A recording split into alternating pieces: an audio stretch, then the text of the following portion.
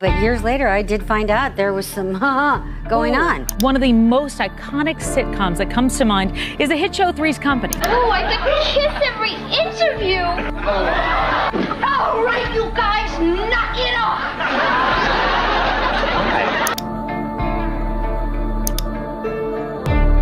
Well, I still have a heartache that it ended so badly, this wonderful thing.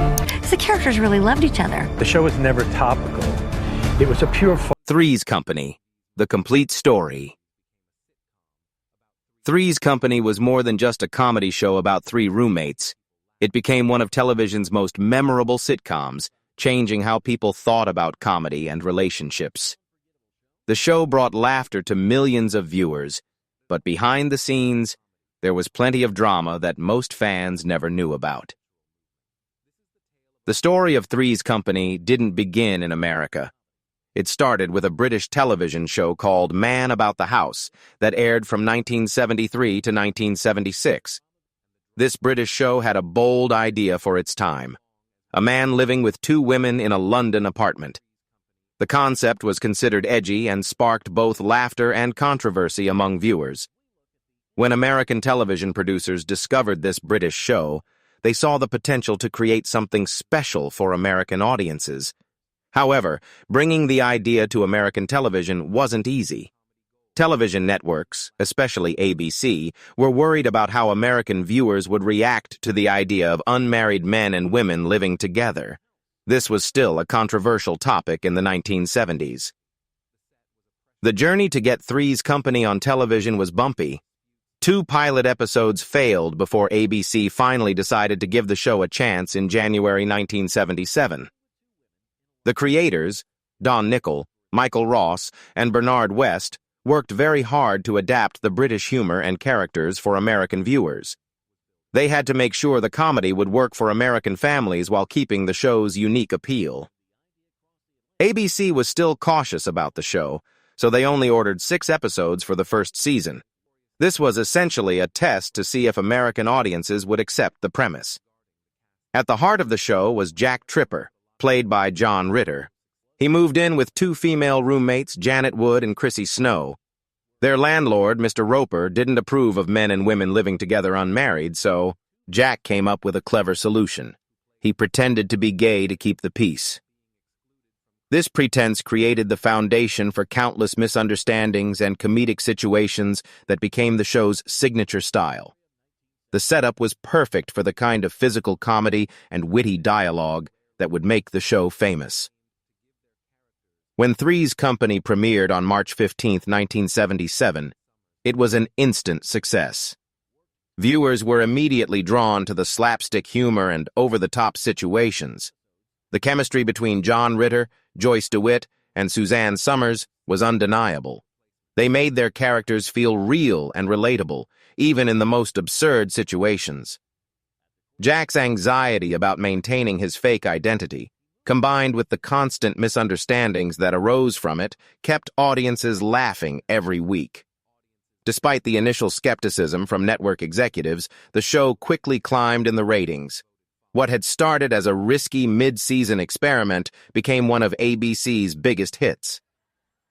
The appeal of Three's Company lay in its perfect mix of chaotic humor and genuine heart. The friendship between the 3 roommates felt real, and their everyday struggles resonated with viewers. People could see themselves in these characters even when they were involved in the most ridiculous situations. The show proved that a simple premise, executed well, could capture the hearts of millions. John Ritter was the secret weapon that made Three's Company so special. As Jack Tripper, Ritter didn't just act. He threw his entire body into every pratfall, awkward encounter, and wild misunderstanding. His physical comedy skills were unmatched on television. Whether he was tumbling over furniture or desperately trying to cover up a lie, Ritter's energy and commitment kept viewers glued to their screens. But great comedy needs more than just one talented performer, and Three's Company had an exceptional ensemble cast.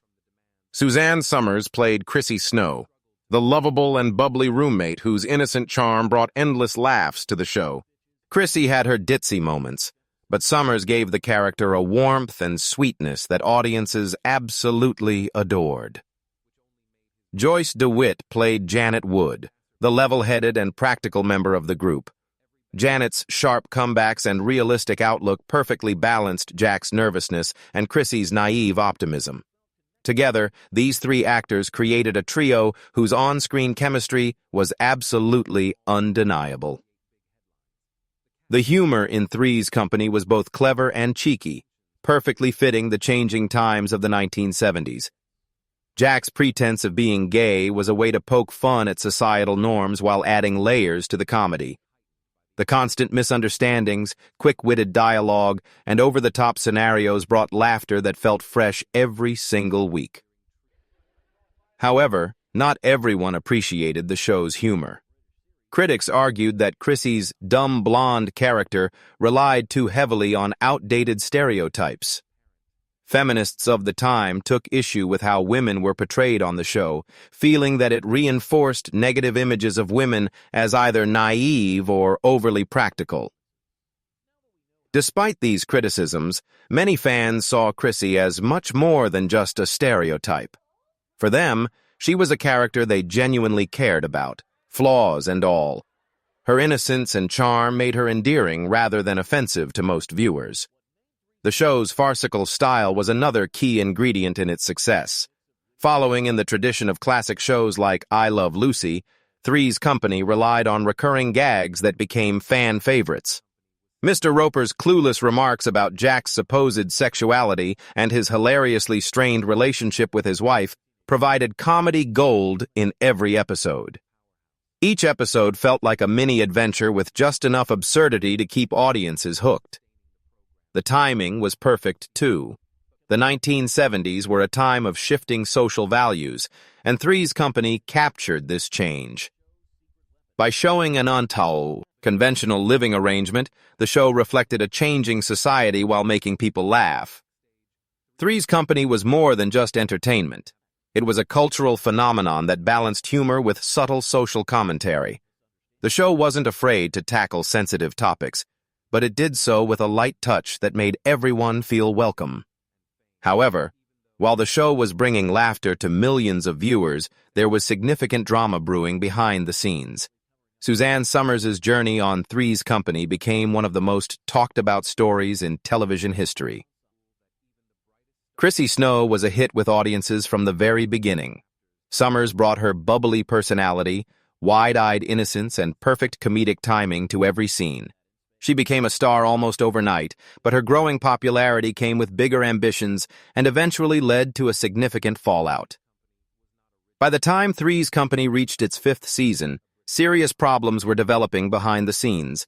While Summers was earning $30,000 per episode, which was a substantial sum for the time, it was much less than John Ritter's $150,000 paycheck. This pay gap frustrated Summers, who felt her contributions to the show were just as valuable as Ritter's. Summers decided to take action. She demanded a raise that would match Ritter's salary, and she also asked for a percentage of the show's profits. This was an almost unheard-of request for an actress in that era. Summers believed her contributions to the show's success deserved fair recognition, but her demands sent shockwaves through the entertainment industry. ABC and the show's producers strongly disagreed with Summers' demands. The negotiations quickly turned hostile, and Summers found herself at odds with the network. The tension spilled over onto the set, where her once vibrant role was suddenly reduced to brief, isolated scenes. Instead of sharing and scenes with her co-stars, Summers was filming separate phone call segments that barely connected to the main plot. It was an awkward and obvious attempt to phase her out of the show, and everyone could see what was happening. By the end of the season, Summers was officially fired from Three's Company. Fans were stunned by this development, and the media coverage was relentless. This became a major turning point for the show and highlighted the struggles that women in Hollywood faced when trying to negotiate for fair pay. The show had to scramble to recover from Summers' absence. First, they brought in Chrissy's cousin, Cindy Snow, played by Jenna Lee Harrison. Later, Priscilla Barnes joined the cast as Terry Alden, a nurse with a more grounded personality than the previous blonde characters. While both new characters had their moments and brought their own charm to the show, fans generally agreed that the original trio's magic was impossible to replace. The effortless chemistry that had once defined Three's Company felt much harder to find with the new cast combinations. The drama didn't end when Summers left the show. The media labeled her as difficult and greedy, a reputation that followed her career for years. Her relationship with Joyce DeWitt became severely strained, and the two actresses didn't speak to each other for over 30 years. Eventually, they addressed their long-standing feud on Summers' talk show, which led to a rare and emotional reunion. Both women reflected on their experiences during the show and how their priorities had changed over the decades. Summers' story isn't just about paychecks and contract disputes. It's a story of ambition, courage, and the cost of standing up for what you believe in.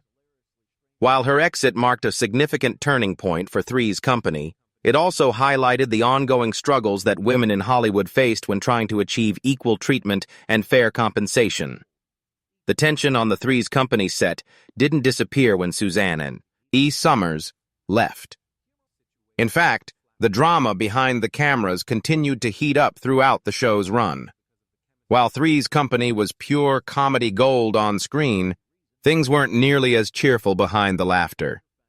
The set wasn't just a workplace. It had become a pressure cooker of clashing personalities, creative disagreements, and mounting frustrations. The tensions had been building long before anyone noticed visible cracks in the show's on-screen chemistry. The show's producers were famously rigid when it came to creative control. They made all the important decisions and often ignored input from the cast members. Joyce DeWitt later shared that while everyone worked extremely hard to make the show successful, being sidelined in creative decisions created a real disconnect between the actors and the production team. The actors wanted to make their characters more authentic and three-dimensional, but their voices were rarely heard in story meetings or script discussions. This lack of creative input frustrated performers who felt they understood their characters better than anyone else. When Suzanne Summers left, the show had to adapt quickly to fill the void. Cindy Snow was introduced with the same kind of slapstick humor as her predecessor, but the chemistry just wasn't the same. Later, when Terry Alden joined as a no-nonsense nurse, she brought her own charm and energy to the group. While both replacement characters had their fans and brought new elements to the show, many audiences missed the natural spark of the original trio. Loyal viewers felt that something fundamental had shifted, and some never fully embraced the new lineup. It was like watching a puzzle where the pieces almost fit together, but didn't quite create the same picture. John Ritter, who played the central character of Jack Tripper, became the glue that held everything together during these difficult times. Ritter was a consummate professional who brought endless energy to every scene, but he wasn't immune to the pressures of working in such a high-stakes environment. He had to juggle the shifting dynamics both on and off the set, while trying to keep the laughs coming for the audience. This balancing act was incredibly challenging, and added significant weight to his shoulders as the show's leading man. The constant scrutiny from the media made everything worse. Tabloids eagerly dissected every backstage rumor, turning minor disagreements into major headlines. The cast couldn't escape the public spotlight, and the constant speculation only amplified the tensions that were already building on set. For fans, it became increasingly difficult to separate the lovable trio they saw on screen from the strained relationships that were forming behind the cameras. As the seasons progressed, this friction began to show in subtle ways. Storylines became less cohesive, and the humor sometimes felt forced rather than natural. The chemistry that had once made the show feel so effortless started to waver, even though Three's Company remained a ratings success. Despite these significant challenges, the cast pushed through and continued delivering laughs while keeping the show alive for 8 successful seasons. Behind the laughter, though, lay an important reminder that maintaining harmony is serious business, even in comedy. Three's Company may have made America laugh week after week, but backstage it served as a masterclass in surviving the pressures of fame, creativity, and personal ambition. The show proved that even the brightest stars eventually face challenges, and maintaining success in Hollywood is never as easy as it appears. As Three's Company entered its final season, the sitcom that had once dominated television screens began to lose its sparkle. After 7 successful seasons, fresh ideas were becoming harder to find. The show's original premise, a man living with 2 women in a platonic arrangement, had been stretched and explored in every possible direction. By the early 1980s, even the most loyal fans could sense that creative fatigue was creeping into the show. The writers were running out of new ways to create misunderstandings and comedic situations from the same basic setup. Suzanne Summers' departure in 1981 had been one of the most significant blows to the show's foundation. Losing Chrissy Snow removed a crucial element of the original chemistry that had made the show so special. While the replacement characters brought their own qualities, they never quite recaptured the magic of the original trio. Adding to the pressure was stiff competition from newer, flashier shows. The A-Team burst onto the television scene in 1983 and became a ratings juggernaut, attracting viewers who were looking for action-packed thrills rather than lighthearted domestic comedy. Three's Company's gentle, situation-based humor struggled to compete with shows that offered explosions, chase scenes, and high-stakes adventure. The television landscape was changing, and audiences were developing different tastes. By its 8th season, Three's Company was clearly running on borrowed time. The producers tried various approaches to inject new life into the series, but many of these attempts felt forced and uninspired. Fans who had once tuned in religiously for laugh-out-loud moments now found themselves wondering if the magic had completely fizzled out. When the series finale finally aired on September 18, 1984, it was a bittersweet goodbye for fans who had followed the show for nearly 8 years. The finale attempted to wrap up Jack Tripper's story, but it felt rushed and incomplete. The writers tried to cram what felt like a month's worth of major life events into a single half-hour episode. Jack proposed to his new love interest while Janet got married to Philip Dawson, all in record time. For a show that had net years building laughs out of small, everyday moments, this rushed conclusion left many fans feeling unsatisfied. The producers weren't ready to let go of the Jack Tripper character completely. They hoped to keep the magic alive with a spin-off called Three's a Crowd. This new show followed Jack and his girlfriend Vicky's relationship as they navigated living together and eventually getting married. However, Three's a Crowd lacked the ensemble charm that had made its predecessor so successful. The chemistry between John Ritter and Mary Carteret, who played Vicky, felt underwhelming compared to the dynamic interactions that had defined Three's Company. Without Janet's sensible presence or Chrissy's bubbly antics to create the perfect comedic balance, the new show felt incomplete. Critics found the relationship dynamics uninteresting, and audiences agreed. Three's a Crowd fizzled out after just 1 season, proving that lightning doesn't strike twice, even with the same talented lead actor. Even as Three's Company ended its original run, its legacy continued to endure. Reruns kept the show's humor alive on television, reminding fans of the time when Jack, Janet, and Chrissy's antics brought pure joy to their living rooms. The curtain may have fallen on the original series, but the cast members' journeys were far from over. Each actor would take different paths, finding new successes and facing various challenges while always carrying the memories of their iconic roles. The laughter that Three's Company brought to television didn't disappear when the cameras stopped rolling. The cast carried the show's legacy into their future careers and personal lives, finding new successes and facing different challenges while holding on to the memories of their iconic roles. John Ritter, beloved by fans as Jack Tripper, remained a shining star in the comedy world long after Three's Company ended.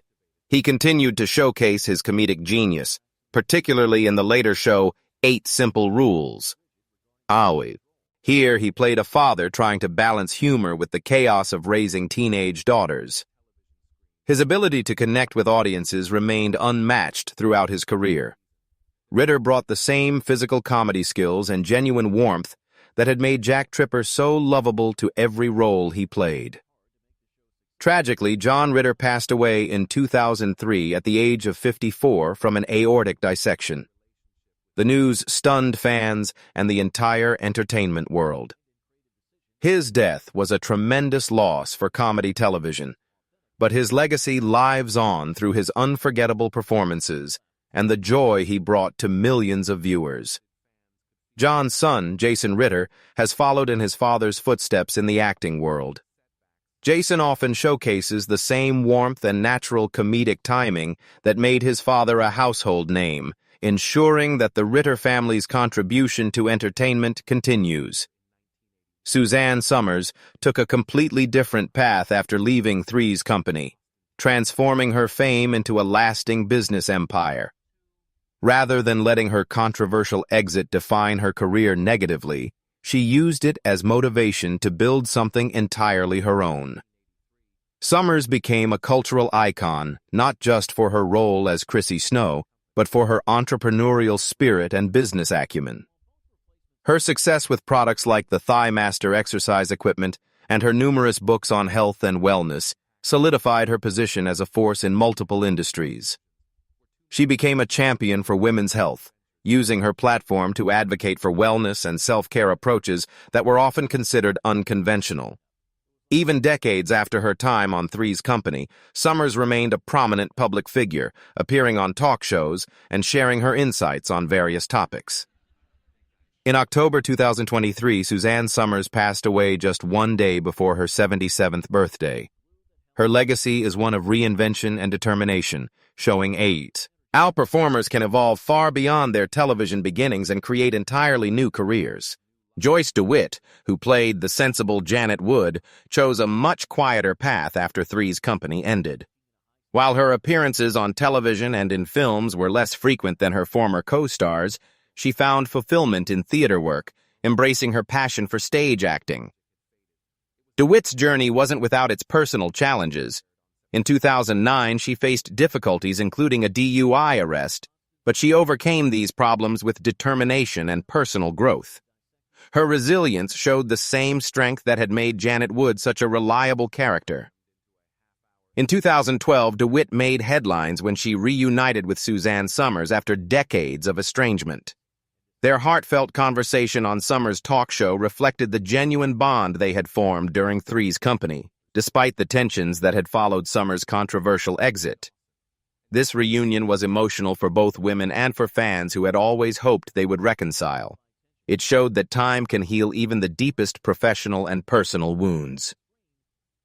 Priscilla Barnes, who joined the cast in later seasons as Terry Alden, continued to find her stride in television and film after Three's Company ended. She took on roles in various projects, including standout performances in films like The Devil's Rejects and television shows like Jane the Virgin. Barnes has spoken candidly about her mixed feelings regarding her time on Three's Company. While she appreciated the opportunity and the exposure the show provided, she also expressed frustration with the limited creative control that all the actors experienced. However, she has always cherished the friendships she built with her co-stars and continues to appreciate the ongoing support from fans who remember her contribution to the show's later seasons. Richard Klein, who played the charming Larry Dallas, Jack's upstairs neighbor and best friend, stayed active in the entertainment industry after Three's Company, particularly focusing on theater work. His Broadway appearance in Waitress was a career highlight that showcased his range beyond the comedy that had made him famous. Klein has embraced Three's Company's lasting legacy throughout his career. He frequently engages with fans at conventions and in interviews, keeping Larry's spirit alive and showing appreciation for the show's impact on his life and career. Decades after the show ended, Three's Company remains a cultural touchstone that continues to influence television comedy. Its humor, relatable characters, and groundbreaking premise left an indelible mark on the medium. While the cast members moved on to new chapters in their lives and careers, their contributions to Three's Company created a legacy that still resonates with audiences today. The show proved that great comedy is timeless and that the connections formed between performers and audiences can last forever. Three's Company wasn't just a sitcom that happened to be popular during its time. It was a true reflection of the culture and social changes happening in America during the 1970s and early 1980s. When it premiered, the country was experiencing an era of bold ideas and changing social norms, and the show pushed boundaries with its humor and themes.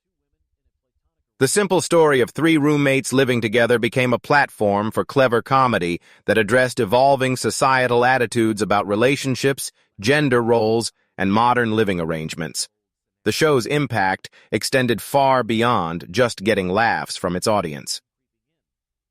Three's Company changed how sitcoms were made and what they could accomplish. Its unique mix of physical comedy, sharp dialogue, and daring scenarios stood out from other television shows of its time. The constant misunderstandings weren't just funny. They explored real shifts in how people relate to each other and how society was changing. By combining classic slapstick comedy with modern topics and concerns, Three's Company successfully bridged the gap between traditional entertainment and forward-thinking humor that reflected contemporary life. The show introduced a farcical style that wasn't common on American television at the time. The exaggerated chaos and elaborate misunderstandings became a successful formula that influenced many later shows, including hits like Will Grace and Modern Family. Three's Company showed that comedy could tackle sensitive topics with humor that welcomed everyone, demonstrating how entertainment could both amuse audiences and touch on deeper social issues without being preachy or heavy-handed. Even today, Three's Company remains a favorite among television viewers of all ages. Streaming platforms have introduced the show to entirely new generations of viewers, while older fans enjoy the nostalgia of revisiting their favorite episodes and reliving the comedy that once brought them so much joy. The show's timeless humor and relatable characters prove that truly great comedy stands the test of time, remaining funny and relevant decades after it was originally created. The enduring charm of Three's Company lies in how effortlessly it captured the quirks and complications of everyday life while making audiences laugh until their sides hurt. Its humor was both a perfect product of its specific time period and surprisingly ahead of its time, leaving a lasting mark that continues to influence television comedy today.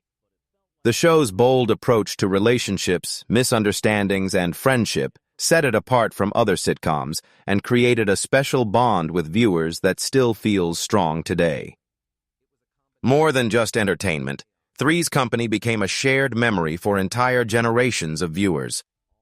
It serves as a reminder of how laughter can bring people together, even when they're facing challenges in their own lives. The show's success was built on the undeniable chemistry of its cast, the cleverness of its writing, and its willingness to embrace both the absurd and the meaningful aspects of human relationships. Three's Company was never about perfection. It was about the beautiful chaos of life and the joy of finding real connections with other people through shared experiences and laughter. Its enduring appeal demonstrates that great comedy never truly fades away. Instead, it evolves, finds new audiences, and continues to spread happiness across generations. While the original story may have ended years ago, its impact remains strong, reminding us of the incredible power of humor and the timeless comfort that comes from sharing a good laugh with friends, even if those friends happen to be characters on a television screen.